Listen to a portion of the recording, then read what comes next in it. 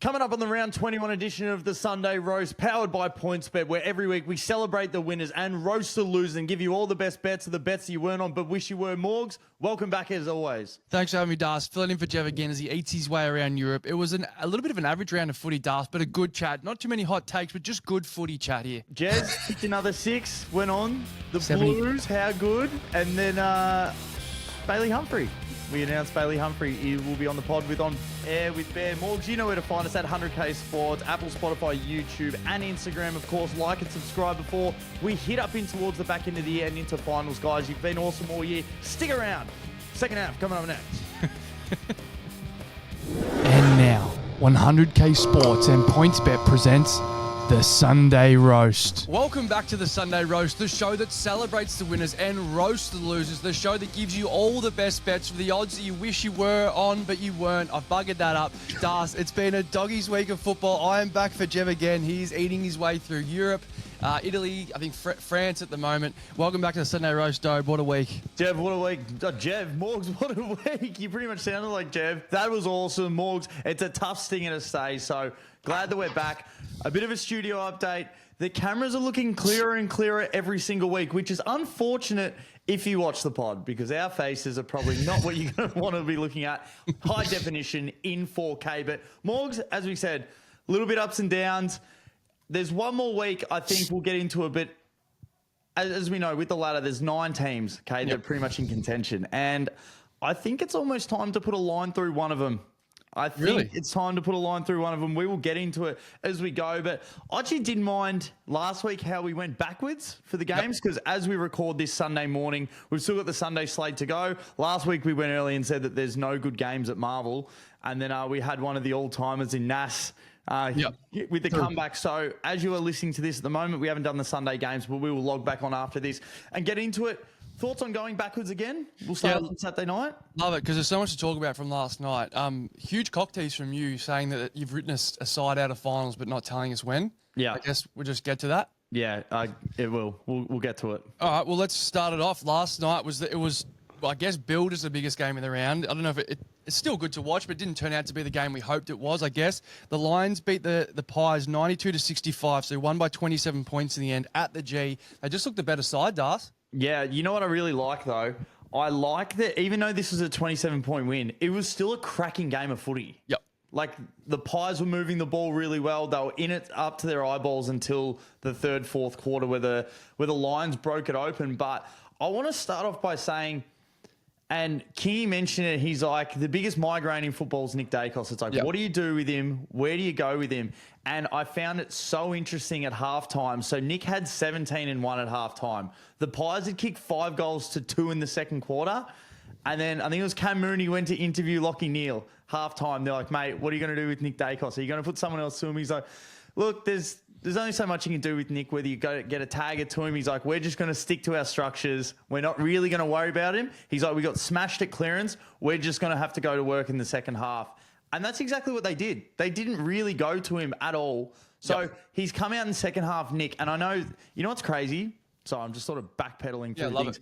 It's more of a story if Nick has a bad game. Like, it's a shock, which is a credit to him. So 100%. I just want to give him his flowers on that. If he plays a bad game, it's a headline, which is wild. So anyway, he's come out, he's had 12 in the second half. He had 3 in the last quarter, and the Lions ran over the top. So it wasn't so much, I don't think they went to tag him, but every time he went to go get the footy, there was 4 or 5 lines around them. So there was a stat that Nick Dacos has, I think, what was it? He has his hand in 40% of Collingwood scores come through Nick. Yeah, right. Wow. So it's like, if you stop Nick, you're going to, like, 40% of scores for the year have come off the back of, like, whether Nick gets involved or not. So that was obviously a pressure in towards the second half, and Chris Fagan was sort of laughing about the game. He's like, look, he's a good player. We just try and do our best, but at the end of the day, we're just going to try and do what we do. But the Lions midfielders, when they are on top and on their best song,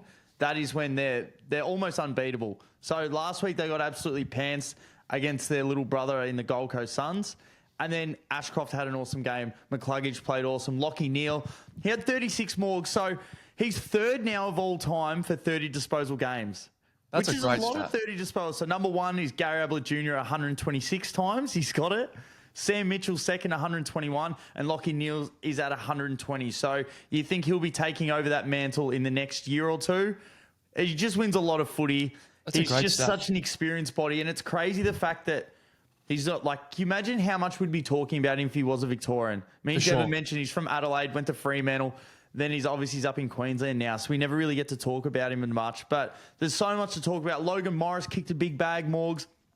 Darcy Moore, whoever he went to, they were kicking it to him.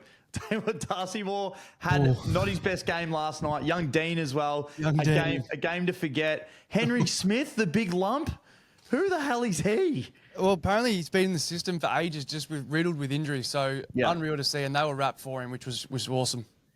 I thought it was interesting. Like you hear the debate so often about do teams tag, and then sort of commentators get frustrated when teams go, we're just going to back our process. And then you sort of come on here in a Sunday roast and you're like, why don't you just put some energy into Nick Dacos? But then you have a look at the stats star. So they win by 27 points, as we said. The top 4 disposal getters on the ground, Brisbane. So they're the top 4 disposals. So even when Lachie Neale said we're going to stick to our process, stick to our system, maybe they did have something. And as you said, when he got the ball, he felt pressured, or it seemed to look like that for most parts of the game. But there wasn't a direct tag, so they didn't just substitute essentially one of their 22, take their role out to take Nick. But I mean, when a team does it and it does it well and executes a plan, what seems to be the plan, as I said, top 4 disposal getters on the ground, you win by 27 points. Maybe that is a blueprint. If you've got the midfield group, I suppose that's the problem. Brisbane have a midfield group so much deeper than probably 90% of the comp. Yeah, 100%. Yeah, I don't think it'd work for every other side to try and just let Nick do what he does. But yeah, when you've got the cattle on the other end, as you said, Neale had 36, McCluggage 34, Dunkley 30, Will Ashcroft 30. I just want to mention with Will Ashcroft as well, he came out and he had a massive last quarter, 8 disposals. There was a big contest in the middle of the ground. It was a 50-50 ball. Levi was sort of there, and it was just like the big brother. He came to mop it up. Will Ashcroft come through. He said, mate, I've got it. Ran straight through the middle. They kicked it forward. Logan Morris had what was a free kick. And then Cam Rayner obviously didn't hear the whistle, and he's just gone through and just plucked one from the boundary. It would have looked so bad if he missed because they called the advantage. But Cam Rayner, I could say, Morgs, if you, let's say that you were coming into the AFL. Me? And you could, you were. And you could literally pick anyone's body shape and athleticism. Would Cam Rayner not be the person that you'd pick to play as? He'd be up there. He can do everything. Like, I know that his games are up and down, but for what he can do, his best games would be so fun. He can take hangers. He's so strong, can kick goals, can go into the midfield, win clearances. So I just think, he's getting ready right at the right time. Last week was just a bit of a mulligan, but same thing. It's so hard to judge these sides because if they lost close against Gold Coast Suns, you're like, they're still like probably the premiership favourites. But because they got smacked, you're just like, are they gettable? But then they come out last night and just play awesome. So every good team has been smacked. Like Gold Coast, they win again really good yesterday against the Tigers. For sure. They beat Collingwood at home. They beat Brisbane. Then they get smacked by Adelaide. So yeah, every team has a little asterisk next to them at the moment. It's unbelievable, like how highly regarded Collingwood are. I mean, even I don't know if you heard the Darcy Moore interview after it with Cam Mooney, and then even the panel just talking about the Pies. It was just sort of like, it was just one team had to lose last night. It happened to be the Pies. Obviously, they got a couple more to come back in, and Brisbane played really well. It's unbelievable how highly regarded they are. There was no panic really. Jack Reel had a couple of little panics that we don't need to get into, but. Let's get into it. If anyone watched it at the end, it's like on Fox, they're just trying to have a take for the sake of it, like manufacture a take. And he's just like, you know what? I don't think Dan Houston will be there week 1 of finals. And like just hoping it was just like a brush off comment, and Kingy questioned him on it, and you could literally hear the truck reversing. Like it was funny. I actually don't mind Jack. I think he's getting better, but I must admit it was hilarious when someone put him up on it. He's like, "Will he play?" But I don't know if I'd play him. It's like if you were coaching, you're 100% playing him. You just gave up a first for him. Oh, shut the fuck! Like I could not believe it. I was on the laptop going over, and I just looked up and stopped what I was doing. I was like, he doesn't even believe that. But I love the Kingy question. him on it, and you could just hear him reversing. But Morgs, there was some big odds in this game. Oh, boy. Logan Morris kicked 6. You could only get him for 5 at $41. Well, that's Henry nice. Smith in his first game. It's one of the best 5 disposal games of all time. 5 touches, 3 snags. So for 3 it was at $29. Cam Rayner for 2 was at $2.50. And then some disposals. Lockie Neal for 35 was $6.50. Hugh McDamage for 30 was at $2.75. Josh Dunkley for 30 was at $3.50. Will Ashcroft for 30 at $2.90. And it just shows how good the Dacos boys are. So they both had 25. Josh Dacos for 25 was $1.22. And Nick Dacos for 25 touches was $1.08. Like That that's is wild. You just don't bet it. So that's why I spoke about it. So I just wanted to mention it. But No, for sure. Nick's a freak. Up until that last quarter, some of the shit he was doing, trying to get 1-2s, he just makes shit happen. Yep. Like, you look at a lot of teams that just have to, like, stagger around and kick, and if there's a zone and you can't get through, he just runs straight through the wall, and he makes defenders have to want to come with him. You see in the first quarter, Josh Dunkley made an awesome tackle on the sideline. Like, I think it really set the tone for the game. But Brisbane, they're still my pick to win the flag, or them or Adelaide. Adelaide in the predictor when I went through, but I still think Brisbane can do it. I just wanted to quickly piggyback on your $1.08 take. I find it so interesting. We're big American sport fans, and they talk about Las Vegas because Las Vegas sort of set the odds, and then the rest of the country sort of piggybacks their odds on top of it. I just love, seeing an insight into what the bookies think. Because at the end of the day, they set the price, and then the punters bring the money in. That'll send some people out. That'll bring some people in. But if you're a bookie yourself, and someone came up to you, Donald Trump came up to you and said, "Here's $100 million, start a bookmaking company," next week, Nick for 25, I would set it at $1.03. I'd be like, I'm not giving you any more than that. So it's just crazy to see the respect that people like. Same as last week, Jez was $1.01 against North Melbourne to kick a goal. Like, I actually worked it out. You'd be better off. If you put $15 in the bank right now, you would make more money than that bet. You just have to wait a month. Yeah, no, you have to wait a month. Nice. But it's just crazy, and you can't blame bookmakers for setting odds. I mean, Jez is kicking 1 against North. He kicked 11. It cashed 11 times. But, yeah, I just think there's so much more than actually the punting side of odds and what the bookies actually think. Yeah, no, I love it. So, as we move on, any time to panic for the Pies? No panic. No panic. I do think, though, I want to shout out Jev. Jev got ridiculed for having Brisbane above Collingwood on the premiership pie. Now, obviously, swings and misses, but because he had GWS at 16% and they got absolutely lollygobble bliss bombed at Marvel, and we'll get to that. Oh, that was last week, wasn't it? Yeah, but I think Jev saw something maybe not everyone saw. Yeah, in the Lions, and you've been big on the Lions as well. But no time to panic for the Pies. I love it. So next game, Morgs, as we go backwards. So Jev took his annual ass-kicking shirt over to Europe because it happens once a year. It's Josh Boosman's birthday, your primary school fete, Christmas, Easter, and the Swans beat the Bombers. It happens once a year, every year. They win by 14. Nida in our group, The Twisted Truth, came out and said, is Dean Cox on the hot seat after this? Because they only beat a side of, like, kids and VFL players by 14 points. Brodie Grundy had 39. I went to look through. I'm not sure if Ruckman have had many more. Maybe Max Gawn's had a 41s, but he was coming around the outside, and Errol Goulden did not even, he had the blinkers on, didn't even give it to him. There's about a minute to go. And then at the end of the game, they interviewed him. They said, look, did you know that he was on 39 and, you call for it? He's like, well, we get told don't give it to Ruckman, so I wouldn't give it to him anyway. And Blakey said the same thing, but 39 is absurd. I said on Thursday, rucks and touches. It's happening. So this is what I wanted to say. Okay. It's been in my head pretty much all year, and I'm sure Aaron Sandilands is thinking about this today. His only regret in his football career is that he never got to face a 2025 Todd Goldstein. It is the ruckman's dream. Every ruckman's dream, professional ruckman, is to come out and play a 2025 Todd Goldstein. Todd Goldstein, good player. Good player at North. Stalwart. Yep. He's a war horse. You roll him out there, he gets it done. But the 2025 Todd Goldstein is a ruckman's dream. This is what they dream about. Aaron said, can you imagine what Nick Naitanui would do to him? Nicky's just turning on his couch, just watching, I'd sit on his head, I'd run him up and down, kick 5 on him.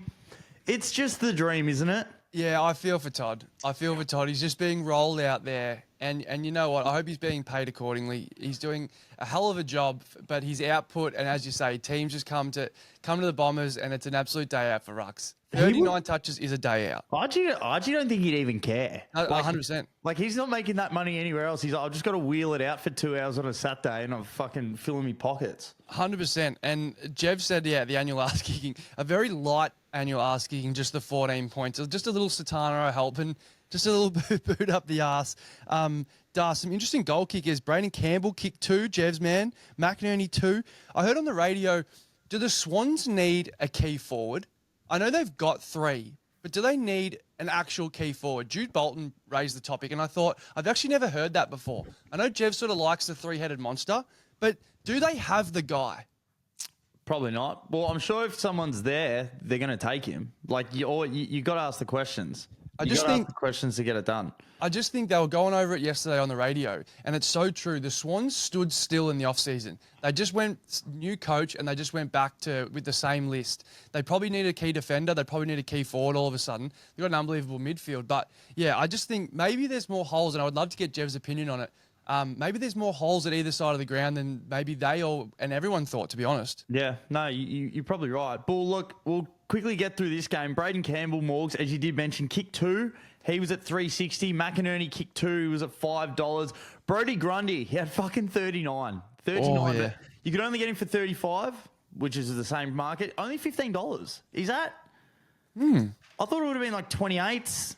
Yeah, rucks and touches, I guess. They know.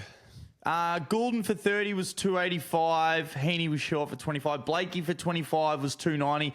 McGrath for 25 was $3. Chad Warner for 25 was $2.15. Morgs, how's this? It was our stat mate leg of the week.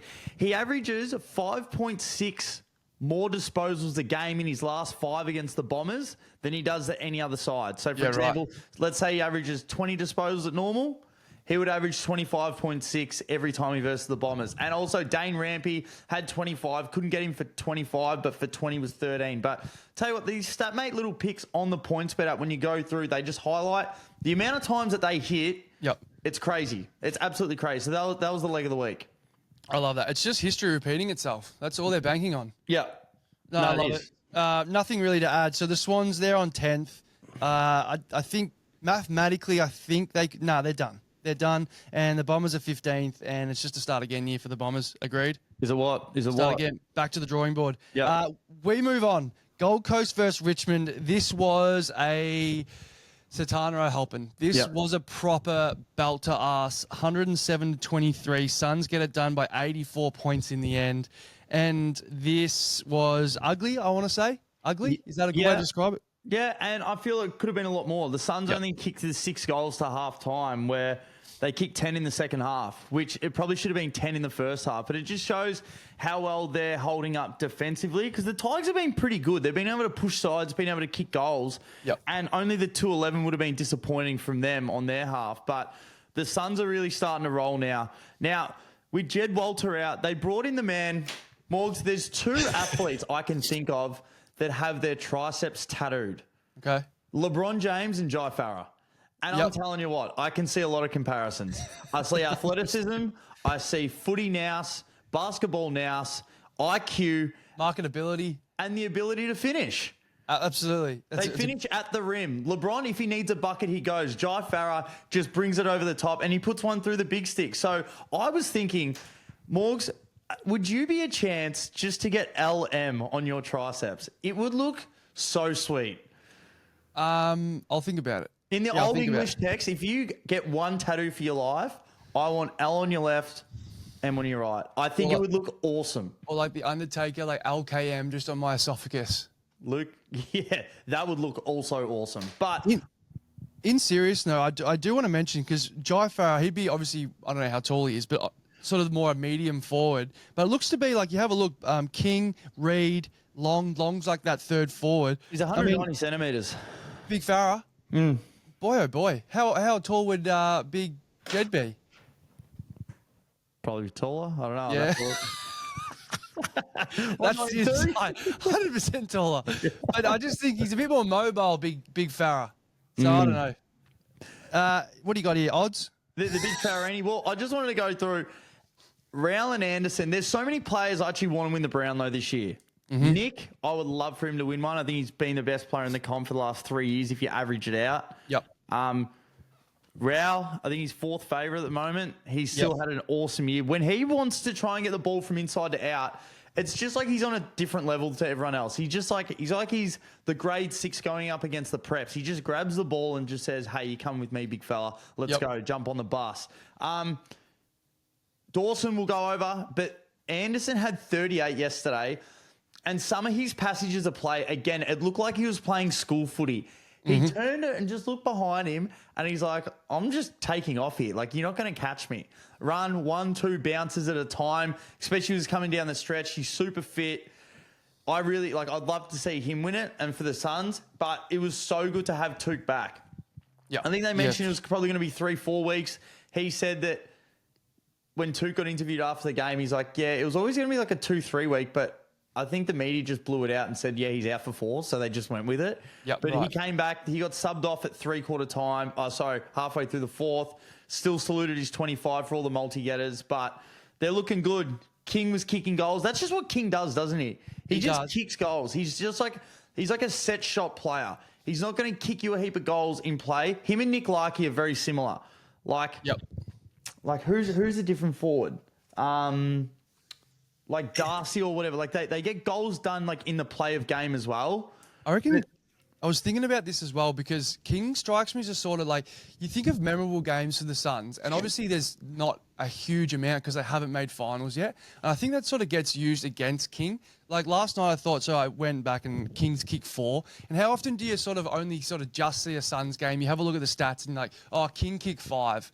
King kick 3, King kick 4, as you said. But I'm just so excited for him to actually make finals and get a chance to play on a stage you start to remember. Yeah. I was thinking the same thing about Riley Thilthorpe. Yeah. Like he probably stands out a bit more. Obviously, he looks like the Liver King and just kicking bags. But probably maybe because of the Crows that they're obviously on top of the ladder. But I'm just so excited to see these new forwards in finals, in games that we remember. Same as the Hawks a bit. We probably haven't seen that much out of, Wiz had that little stretch, but Wiz kicking 3 in a finals. Just, it's so good. It feels like we've got a little bit of a new era coming in with some big games coming up. So I'm bloody excited. I just wanted to touch on the Brownlow quickly because you said Noah Anderson.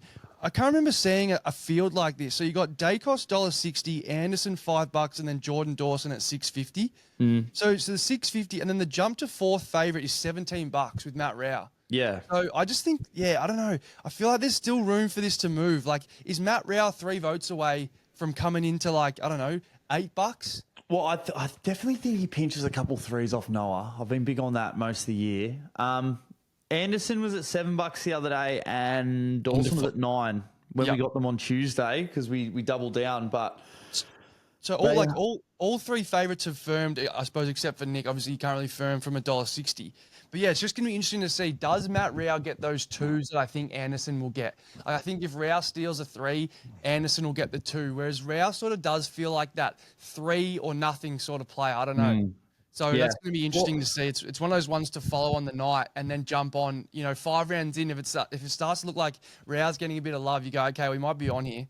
This could be like back in 2004, 2005, where Rowell and Anderson could legitimately come first and second, first and third. Like, it's just going to be, they're just going to be waxing ones and twos as they go through. So I really hope the Suns push through a lot more coming in towards the back end of the year. It's going to be exciting. I'd love for them to pinch a final.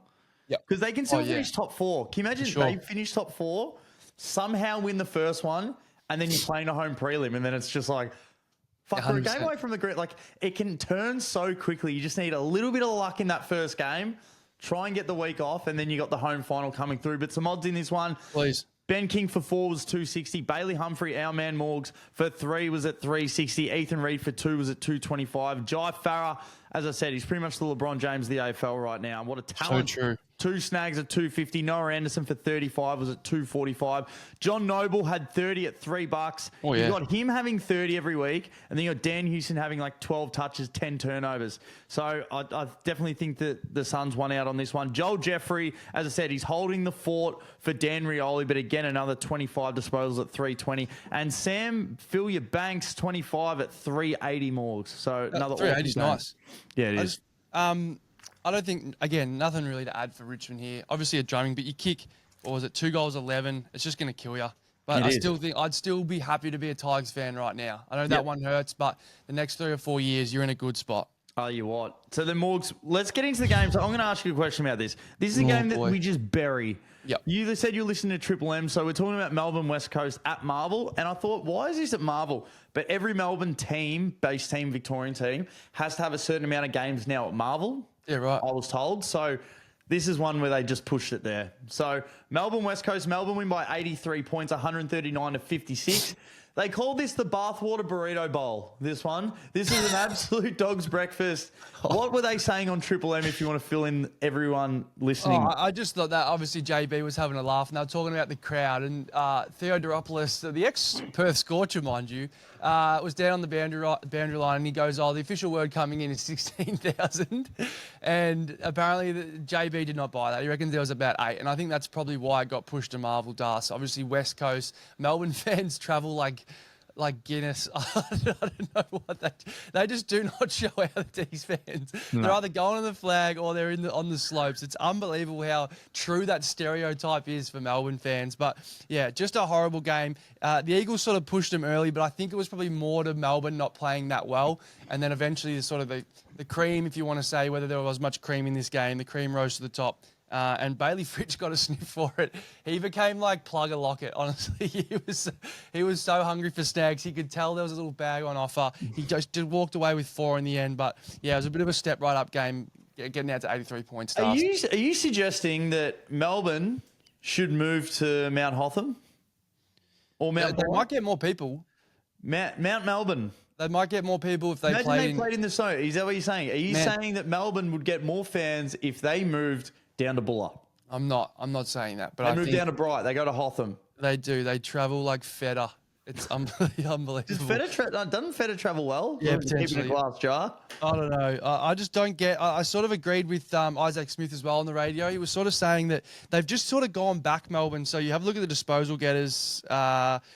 Salem, Oliver, Cozzy. I mean, Cozzy they just gave the boat to. But Viney, Gawn, 21. But are they finding out much about next year, Melbourne? Like, are they? It just sort of looks like they hit a bit of a crisis mode, and then they're like, all right, let's just steady the ship. Let's just get through. Obviously, the heat was on them. Then that NAS game doesn't help, especially coming from your leaders who were in the middle at that stage. But it looks like they've just tried to steady the ship rather than leaning into the chaos a little bit. I mean, yeah, are they finding out enough about next year? Like, what's their plan, Melbourne? What are they doing? I've got no idea. I don't. Whether they're going to keep rolling out the old boys every week, who knows? But while you've got Max Gawn there, just maximise him. He's the All-Australian ruckman. Yep. And I hate when people, like other people saying, like, mind you, Brodie Grundy's having a great last 10 weeks. I think everyone would agree. But to be the man, you got to beat the man. And unfortunately, you're not beating Maxi. He will win another All-Australian. Again, I'll say it every week. In 10 years' time, Morgs, if I ask you, who is Christian Salem and who did he play for? I don't think you're going to remember. He's the most unknown player in the AFL. If he served you your coffee, you would just say, thanks, brother. You wouldn't know who it is. It's a huge call, but I hear your point. Yeah, he had 30 disposals yesterday, but yeah, I mean, I didn't watch it too closely, looking out for him, but I totally agree with you. But my man, Marich had 29. The Hilux of Rolls Royces, the Rolls Royces of Hiluxes, he just got it done. Das, there's not too much to add in this game. 56 points. As I said, the Eagles had a crack up until half time, but it just kept it dirty. But again, I think it was just Melbourne that they probably just kept it dirty themselves until they sort of got their head out of their ass and finished them off. Do you have some odds in this game? Yeah, I do. I just want to give a quick shout out. Jai Cully, so he's a local, he's a Danny Stingray's boy, so he obviously went over to West Coast and then he got to debut, also play his first game for Melbourne against the old club, kicked a couple of snags as well. So hopefully holds his spot in the side. I know there is definitely a spot for like a double. I know they tried Grundy and Gawn, But I think someone of his size, as long as they can get someone that's can kick a couple goals, they'll hold their spot in that side. Because Van Ruin's not playing ruck. Fritsch isn't playing ruck. They've got Matt Jefferson there as well that's probably not going to play ruck as well. But if Jai Culley can come out and be competitive and you can sit Max forward of the ball a little bit, I think it's a great luxury to have coming in towards next year. But Fritsch kicked 4 at 650. Harrison Petty for 3 at 650. Swallowed a fly. Langford kicked 3. We could only get him for 2 at 950. Van Ruin for 2 at 225. Jai Culley for 2 at 330. Fuck, there's money everywhere. Jamie Cripps for 2 at $3, the professional forward. Christian Salem, you wouldn't know him if he fucking dropped an egg on your head. He was 750 Morgs, 750 to 30. Ryan Marriage for 25 was 450. Pickett for 25 again was 380. He's having a great year. Tim Kelly for 25 was 3. Tom McCarthy for 25 was 260. Jack Viney for 25 was 310. And Jake Bowie for 25 was 265. There was money everywhere. Games at Marvel against two sides that don't want to man up. We've got to take him for 25 and just go back to back to back to back to back. Yeah, I wonder if we left it out of the 100K. I wonder if we missed an opportunity there. I suppose in the Discord, though, at halftime, we were getting messages saying we were geniuses for leaving it out. It just was that sort of game. But I guess, someone had to kick the goals. I guess we weren't confident enough, Das. No, we definitely weren't. We definitely were not. And then, look, we'll get into the Friday night game, which was touted as being one of the biggest games for the season, especially as we're coming into it. Well, Hawks looked semi-healthy coming in. Obviously, they don't have Weddle. They went with the big 4 forwards. So they went with Chol, Deer, Marbiel Chol, Deer, Gunston, and who's the other one? Mitchie Lou.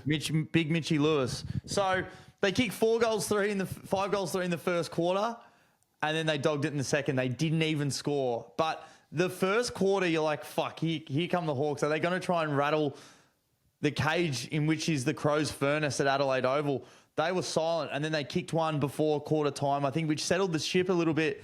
And then the Crows just kicked off from there. They got that lead back so fast. Yeah, that was awesome. Just want to mention, we've been saying it for the last year and a bit, the Will Day effect, how much better they are when he's in the side.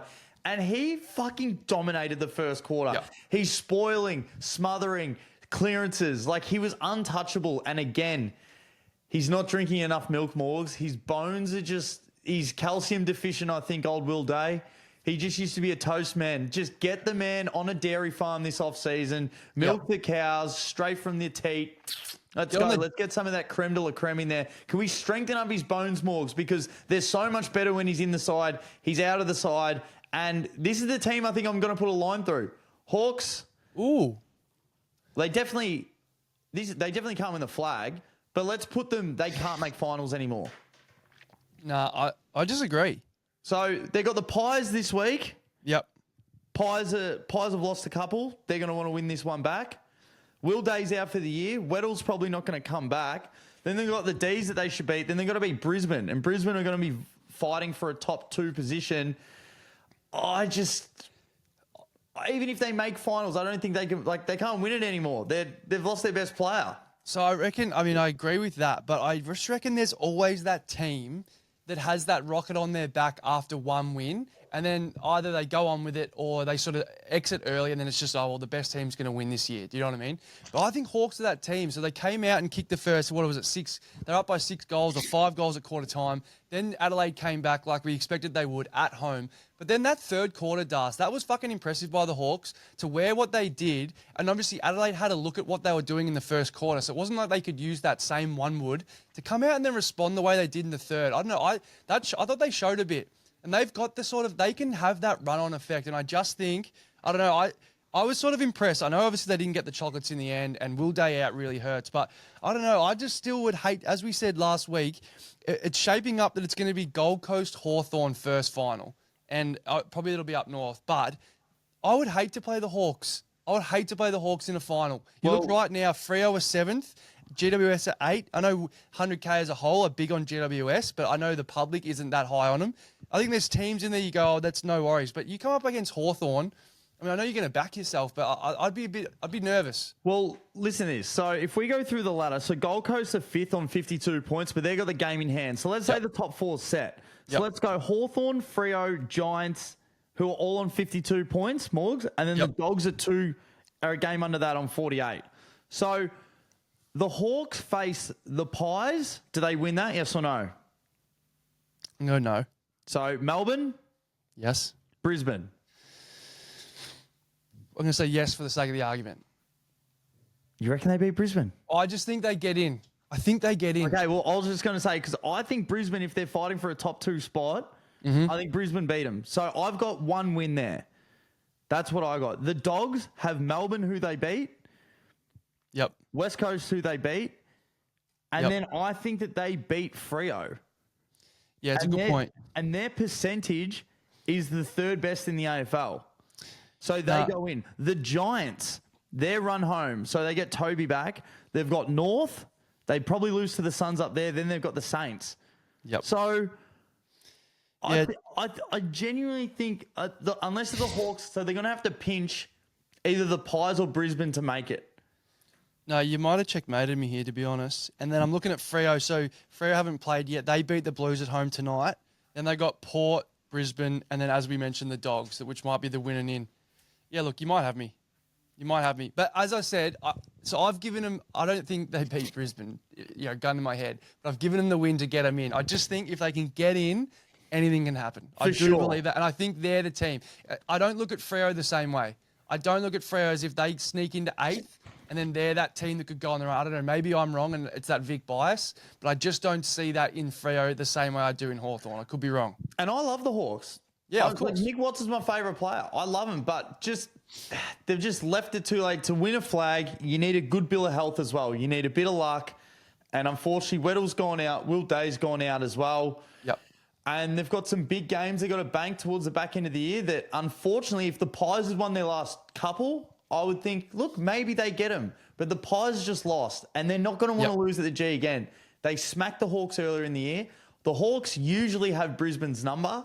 Brisbane finally beat them this year at the MCG. Remember, Charlie Cameron kicked those 3 goals in 5 minutes in the 3rd quarter. Yeah, and I think with Brisbane needing to finally get that top 2 spot, I just think that they get it. It's going to be tough. So it's all up on Freo. If Freo bottle one of those games, like if they bottle tonight against the Blues, then Hawks are in. But some odds in this one. Just very quickly, Darts, on the flip side, because I wanted to mention it, we probably didn't give it enough focus, but you basically so prediction week is in the bye week. That's prediction week. We'll have Joey Montagna back on. That's official prediction. So you're not held to this. But on Thursday, you basically tipped the Crows to win the flag. Did you not? Yeah, well, as I said, I still love Brisbane, but when I went through and did the ladder predictor and just you don't think, you click it. Yep. I had it at Adelaide Geelong grand final and Adelaide won. And I just wanted to piggyback on that. I reckon, I definitely think the Crows have been a little bit of sort of believe it, and you won't believe it until you see it sort of team. I think they've shown enough. 100% they have. They can win it. 100%. They are a mature outfit. They're still young, so they've got that twitchy, that speed, all that sort of stuff. But I think they're a mature bunch, and I think Matty Nix has them. They are a genuine premiership contender. I'm probably stating the obvious, but I just feel like it had to be announced almost. I think Friday night did announce it. I love the grand final jerseys. Look so good just with the grand final logo. And I just think on a beautiful sunny day, that fast Adelaide side would be so good to watch. Ben Keys running around, Isaac Rankin, Jordan Dawson kicking some goals, Phil Thorpe, Tex. I think, what a send-off that would be for Tex, to win the flag. I just think, and a few of the younger guys there, Jebs man, Michael Annie, if you can get a flag early with some of the younger guys, look at Brisbane. They look like that they're seasoned players, like Jasper Fletcher. I think still not only played 50 games, like Will Ashcroft, all these guys coming through, and they're all premiership players. Kyle Lohman. But Brisbane just have a few out. I know they played well yesterday, but yeah. The other thing is looking at the top 4, there are really no bad situations for the grand final this year. You put all top 4 together, Adelaide, Collingwood, Brisbane, Geelong. No matter what way you paint that picture, it's an awesome grand final. I agree.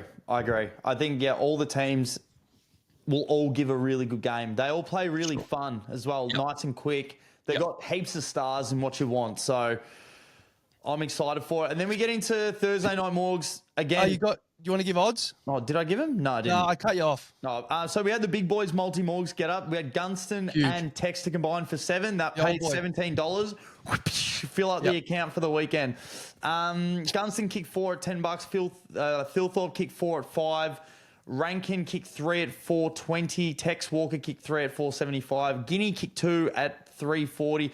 Dawson kicked 2 at $4.75. He's having a fucking season. Massimo D'Ambrosio had 25 and 1. For 25 was $7.50 and for 1 was $3.75. Oh, yeah. Like a lot of that. And we should also highlight Das this morning got $2.20 for CM Punk. So, so he won it, and then Seth cashed in, so he lost it, but he still won. So we take the collect, we take the win. Talking about fill-ups, there'll be more punting on the wrestling to come because that's an absolute cash pit. Yeah. But we move on. So the game that was the furthest away, I suppose, Thursday night, Dogs pumped the Giants 132-44. It was an absolute, again, a Dogs brekkie of a game. 88 points in the end, Darth. How much of this did you catch, and what are your thoughts? Watch the whole game, and you know what? When you've been working all week and you sit down Thursday night footy, put your feet up, you're like, give us a good contest, have a crack. And it's over. Like, it's just over, and it's so disappointing. So the Giants, again, I said, without Toby, are they going to shoot themselves in the foot? But because the Hawks lost on the weekend and a few other results went their way, I think they're still going to be able to make finals. So with Toby back next week, I think they're going to get it back on track. We had a tools multi. So we had Hogan, Cadman, Norton and Darcy to combine for 14. Jesse Hogan went off a little bit injured, did not trouble the scorers at all, or else we would have been in for a huge collect. So we didn't get that. Back Padman kicked his 2. Yep. Bontempelli, the amount of times he runs from D50 to forward and not one person checks him, wasn't that one thing we always got told? Like, if someone runs past you for sure, and they're a big focus, if you go on and just put a little bit of body on, like if everyone does that the entire game, you cop another 50 bumps, it's eventually going to wear you down. Yep. Or like you're not going to want to run through the guy because you know you're going to get checked. And the Giants just didn't do it. They did not do it at all. Their handball chains from D50 to forward when they start to get going, so impressive. And again, they have a few different guys that get on the end of them. Garcia some weeks. We had Liam McNeil on the weekend. Your man Riley West does it some other weekends. So it's the unpredictability, I think, is a great thing to have when coming up against other sides because you're like, where are they going to get it from? That was like the Pies the other year when they won the grand final in 2023. You had Jack Ginnivan that had some really big games. And then you had Hill that obviously got the lick of the chocolates on grand final day. There were a few other smalls. But lick of the chocolates. lick of the chocolates, lick of the ice cream. It's all the same. Good having a lick of the chocolates, though. What I did want to ask, though, it sort of felt like that the Giants were mentally knackered from the week before. So they had that start against Sydney. They got the bake of their life. Then they come out. They win that Battle of the Bridge.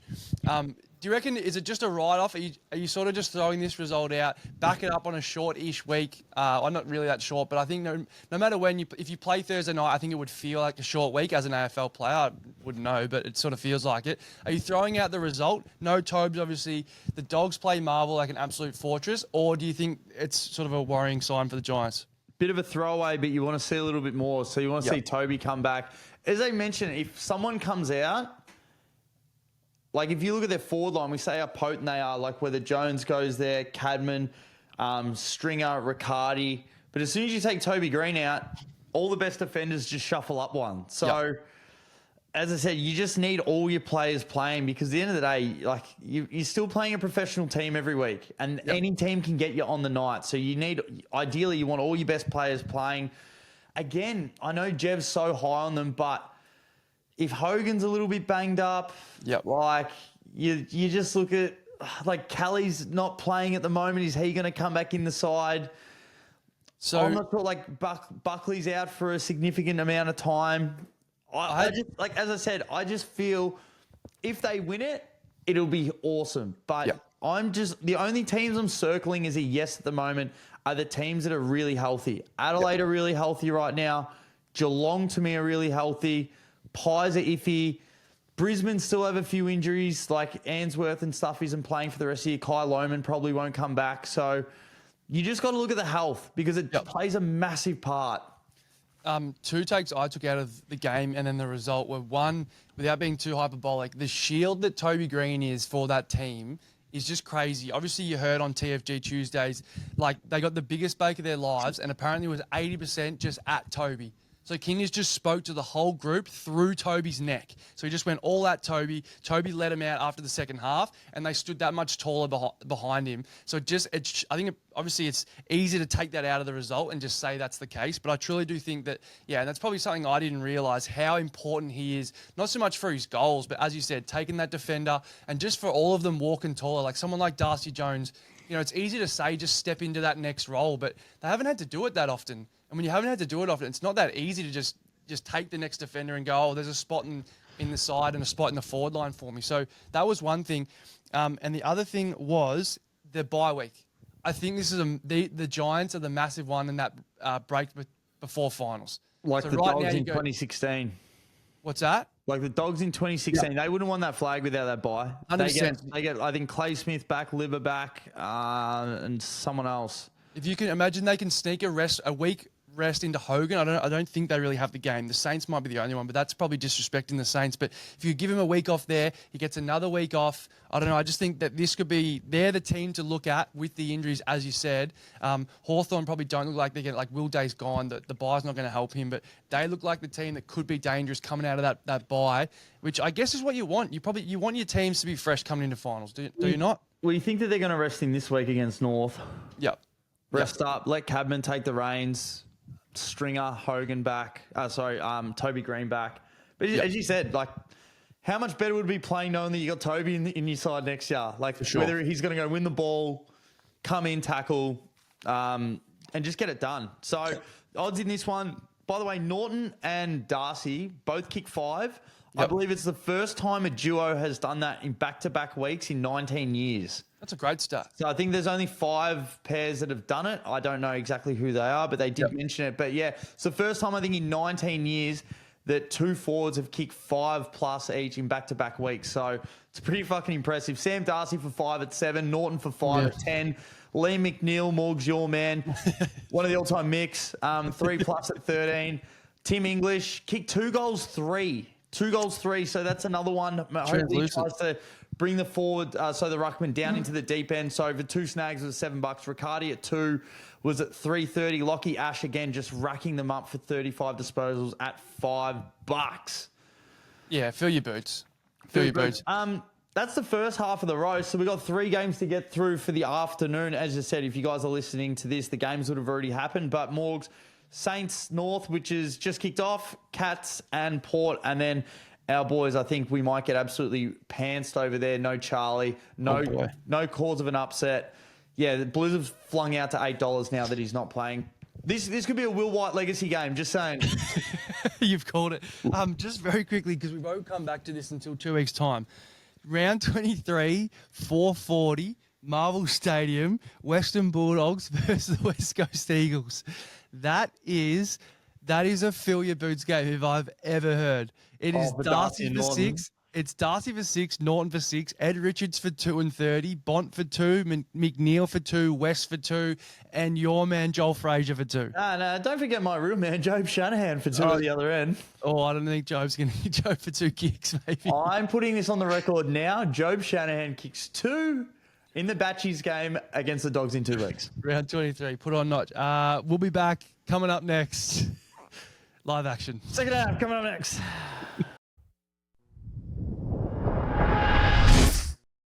All right, Dust, we are back. Halftime Blues Freo. We gobbled up the line on Thursday. 33.5 they were giving us. You were all over our record at Optus Stadium. We're up by what? 20 points, 25 points. So halftime Freo, Carlton. But let's go back, Dust. North St Kilda was the early game today. Saints got it done. They got tested early. North, I think we're up at quarter time. They kicked 3 goals forward, just couldn't take their chances. But the Saints won 78-69. Not a great game at Marvel, Dust. Another average game at Marvel. Chalk it up. What'd you see here? I actually like the game, Morgs. I didn't mind it. I feel 2 teams that are a little bit similar where they were at. North definitely came out with something to prove. It almost seemed like the Saints was really happy with last week's last quarter performance. I think they played it around the screens before the game, and the Saints fans were going nuts. So I think they were reading into that a little bit too much. And then they really started to put the foot down in the second quarter. I did want to mention, I don't remember anything like it when every time Nas got the ball, it was like it was his 400th game and last game. Every Saints fan is So good. standing up, clapping. Like they're doing everything they can to keep this man at St Kilda. And I keep thinking he's 100% staying. There's no way that he can't stay. And then he has this interview with Sarah Jones after the game and she's like, what's going on? Like, are you feeling the pressure? Surely you're close. He's like, yeah, I'm just like, my manager's dealing with it. And then just his demeanor, like there wasn't even a cheeky smile unless he's got a fantastic poker face. It made me think that he's going. Like, I've completely backflipped in the last 25 minutes. Yeah, after watching that interview. I think it's 50-50, a genuine 50-50. I think he honestly probably doesn't know yet. I think he's probably maybe even thinking Adelaide, but the success that they're having late, the culture maybe they're trying to get around him obviously might be pulling him back. But absolutely, I mean, we talked about it last week and you sort of said he can't leave. I still think if you have a couple of bad losses all of a sudden, that while we'll never forget that game, I still think you can forget that pretty quick. So, yeah, I definitely think he's a huge chance to leave. Huge chance. I just wanted to touch on, I think it was one of the Chris Judd highlights videos I posted. So I think it might have been Tim Gossage or something commentating, potentially. And he's like, he's in Brownlow form, Chris Judd. So I just want to say, people who win Brownlows aren't necessarily the best players. So, like, Pritis won a Brownlow. He stacked votes. Yep. Tom Mitchell had a good season, I think 2018 when he won it, but stacked votes. You watch what Nas is doing. This is what Brownlow form means. He's running backwards through stoppages, getting 1-2s, taking 3 or 4 bounces, and then kicking these inside 50s off platform. It's maybe 2-3 players in the comp can do it.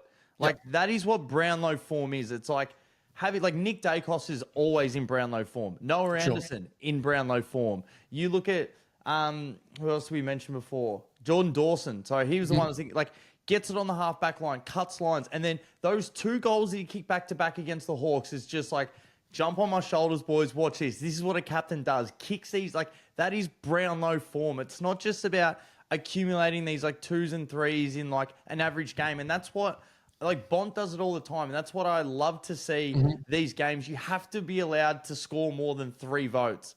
Like, every team is going to give out 3 votes at the end of this round. And I'm telling you, like, no one did what Nas was doing today. Yeah. Like, you know what I mean? Like, there's games where there has to be a award. I know on the Sunday Footy Show, they do, like, the 10 votes and the Lou Richards Award. But sometimes they don't give out the 10. They only give out 7 votes, 8 votes. There has to be something like that because the way that he's playing is just off the charts. So, have to mention that. And I know a lot of people are going to get angry at if they do sign De Koning, just because on the money. I'm sure they've put money aside for Nas, but I don't think it's the worst thing. And I know people might say, Marshall might go down the road to Geelong, but he's older. He is 30. If you can get silver service, and I think Marshall's a forward for the next few years, pinch hitting in the ruck is a great option. But De Koning is super athletic. Imagine if you had him and you get silver service with him and Nas for the next 8 years. Because he's super creative. Sure. He's not just your normal standard tap ruckman. I'm not going to compare, but he's super athletic. He's not just your standard run, crash and bash like your Kieran Briggs or like your Sean Darcy. He has a few more strings to his bow. So like him or Luke Jackson, I think that'd be super dynamic. And the way that the Saints have been playing the last few weeks, I feel off the back of Nas, they have to get this signature done. Like, you see everyone at Platform 28 after today's game. They beat North. They're going nuts. It's like they won the flag. There seems to be a massive culture shift at the Saints. And I just can't imagine what it would be like if they don't sign him. And especially even worse, if they get rid of him and then they sign De Koning for that mass amount of money. Like, they'll just never forgive him. I agree, and I was also thinking the other day, when's the last time, there's one time I reckon in the last 10 years, when's the last time we've thought a club is strapped for cash and can't move? Like, I don't think it's happened other than when Collingwood sort of got themselves in a bit of trouble because they were going for flags, and then Treloar went to the Bulldogs, remember, and there was that, I think Grundy, they had to pay Grundy to go to the Swans. That was the only time, and they were trying to win flags by doing it. other than that, we talk about how much money. I think 1.7 for De Koning is way too much. But what it says to your club and your fans, if he does pick the Saints, yeah, sure, he's probably picked the Saints because they've thrown 1.7 at him. But still, he said, I'm going to come to the Saints. It's their Chris Judd to Carlton. I know that he's in a way different level than Chris Judd, but it's the sign of saying, I'm coming to the Saints. That's exciting. And then how long has everyone been saying, including yourself and Jev, that the Saints need that midfield? Maybe it was right under their nose in Nas. So next year it's Nas, he signs, he stays. You bring in TDK. All of a sudden it's a different looking Saints. So yeah, I just think, yeah, I wouldn't want to pay the 1.7, but like we've all become like capologists all of a sudden. It's like the money's there, the cap's going up, TV money's going up. Like they'll work the cash out. Yeah. I just don't think we worry about the cash. It's only ever happened once that I can think of, and that was Collingwood, and they were going for flags. So fucking just get him in the building. Hey, you look when the Swans are in the window, and then they go out and they pay Buddy like 10 years, 10 mil. Like you make it work. You just, if you've got these diamond of players, you have to keep them at the club. And then, as you said, we said Nas comes into the midfield, plays a lot better. Play Sinclair as a full-time midfielder. He's a great footballer. So another one I want to mention, though, is the captain on the way out. So this is the fourth time in AFL history that the captain has started as the sub. Yeah.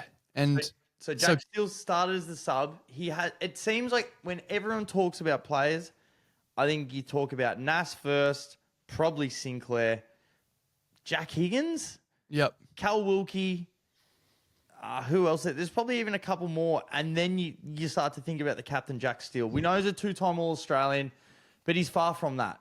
So I don't know what you get for him. You get rid of him. Who takes him? A young team like West Coast, would they take a Jack Steele? Like someone with more experience? I'm sure he'd probably demand a bit of money, but do you just get rid of him and you just try and get someone young in? Like, I feel you've got a young group here that's exciting. Let's try and get as many picks around Nas as we can. Let him in on draft meetings. It's like, what do you think we need? What do you want to kick to? Like, just give him the keys. Do you happen to know who was the player that got game time as a result of Jack Steele being the sub? Do you know who that was? I'm hard to say because of just like everyone else coming through. But I know that they have like Max Hall. I think he's still been playing. Who was it? People are going to be listening and they're going to be yelling at their fucking car radio. Max Heath, was it Max Heath that came into the? But I think either way, it's exactly the opposite of what we've been talking about Melbourne. Like, the Saints don't need to get another game into Jack Steele. Like, he might still be there, and I'm sure he's great for culture and still a good player. And there might be minutes there for him next year, but maybe there isn't, and he's elsewhere. But they don't need to see another 4 quarters of Jack Steele for next year. So it makes sense. Start him as the sub. It's not like you're dropping him. I know it's sort of looked at as a bit of a dropping, but it's not that. Play your kids, which you look at their lineup. There's so many kids on the field. And you have a look for next year. So I love that side of it. Well, I've been big on it. Play Marcus Windhager as a full-time mid. He's done the best apprenticeship in the AFL history. He's get to tag Lockie Neal, Nick Dacos every single week. And then you get rid of Zach Jones and Steele, and you get some young blood in there to run around a little bit more. But, yeah, they get it done. Now, just quickly want to touch on your man, Paul Curtis turned Mike Tyson. What are your thoughts? So you were defending him out of your eyeballs at the start of the year. This can't be a suspension. You rode into his back like a boogie board. What are you going to say about this? He punched him. Maybe if you're going to do it properly. Do a Barry Hall. This one's tough to defend. He was just frustrated, the boy. I heard, what's his face? Forget his name, but on the commentary, he's like, get him in the midfield because all he wants to do is punch on with defenders. So maybe Paulie's just had enough. He's got Bali booked. He's keen to head to Bali. But yes, you're right. I defended his tackle. Then Darcy Moore just knees blokes in the ribs and he gets off. But this one is tough to defend. And Paul Curtis will have an early holiday for sure. Are you calling Paul Curtis dumb? Did you say that Paul Curtis misread the calendar and he booked his trip early, he couldn't get out of it, so he's punched the bloke? Is that what you're saying? No, I'm not calling him dumb. I'm calling him smart. I think he's purposely done it. He's got a deal and he's off next week. No worries. I said a good deal because he's going to miss out on the next 4 weeks of match payments. Luxury escapes. No worries. Jebs, man, I just want to quickly touch on Dersma. What is he? 8 touches. Not sure. Didn't kick a goal. No impact. Bosh. Let's get into some odds in this one, Lewis, because there was only a few. Can I just... Quickly before you do, I just wanted to say, what's the saying that I coined 2 weeks ago? Your mum's your dad. Good kicking is good football. Good kicking is good football. And it has been true again this round. So as I said, the Kangas kicked 3 goals 4. The Tigers kicked 2 goals 11. Hard to be anywhere near the vicinity of winning if you're kicking 2 goals 11. So it just goes to show I was bang on. Good kicking is good football. Yeah, no, you're right, Morgs. You're absolutely dead on. Lucky for 3 Morgs was 240. Zerha for 2. Have a listen to this. Another Statmate top leg of the week. Yes. It said the Bull loves it under the lid. He's kicked 2+ in each of his last 4 games at Marvel. That was $2. Oh, yeah, that's nice. That cashed. Then we got Max Heath kicked 2 at $2.70. Higgins kicked 2 at $1.59. That's short. McKercher had 35 plus. That was $9.50. Now, Nas had 35. I don't have the screenshot on me, but his top trend at $1.87 was Nas for 30. Yep. It was, he averages a fucking balloon full of touches under the lid. But that was at number one, $1.87. That hit. He actually hit for 35 at 380. Sheasel for 30 at 310. Caleb Daniel for 30. This is his last season in the AFL. This is 475. Cash it in while you can. And Hunter Clark for 25. Hay was at 750 Morgs. Boy, oh boy. So it actually was a bit of a cash pit down the road. It was a little bit of a cash pit. Now, speaking of cash pits. Speaking of cash pits. Geelong, this was a training drill. At times, out of stoppage, from clearance, D50 to forward 50. As I said, we keep talking about, and all the media are going to talk hugely about Collingwood because they play prime time. Brisbane lost against the Suns. Now they're back. Now we talk about them. Adelaide, they're having a really good win. They beat the Suns. They beat the Hawks. The Hawks are in the conversation a little bit. You know who are not in the conversation at all? Little Geelong. They're playing these Sunday, Saturday games, and they're just winning. As we said, they stacked their games at the start of the year. I think their first 8 games was almost a primetime game. Like, they had the Hawks. Even Carlton's game against them was huge. They had the Collingwood game where they just won. So they had that first half of the year, the game against Adelaide at Gather Round, which was an absolute banger that we were at. Yep. And now they're just going under the radar. And we mentioned earlier about Adelaide, Collingwood, or Brisbane finishing top 2. It looks like the Cats can finish second. Yeah, absolutely. Well, and we don't even mention it. We just put it up before. They run home. They got Essendon at home.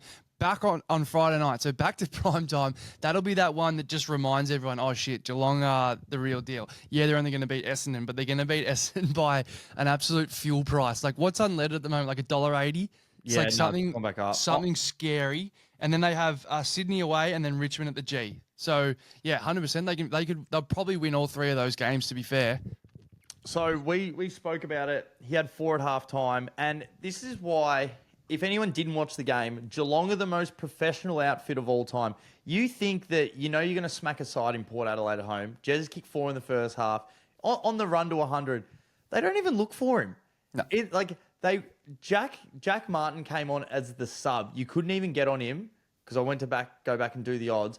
He came on as the sub and kicked 4 goals in 4 minutes. Wild. It was unbelievable. Like, they're lowering the eyes for him. Dempsey, Sean Manor, Stengel, Shannon Neal kicked like 2 or 3 in a row. And Jez is just hovering. They kick it to danger lace out. Like, they just do not care about records. Unless if it's an absolute gimme, they'll give it to him. But they're just happy to put score on the board, boost the percentage. Let's get to finals. And as I was saying, Jez Cameron right now is the best problem to have in your team if you use him correctly. If he's there, ideally, he's going to beat your man one-on-one.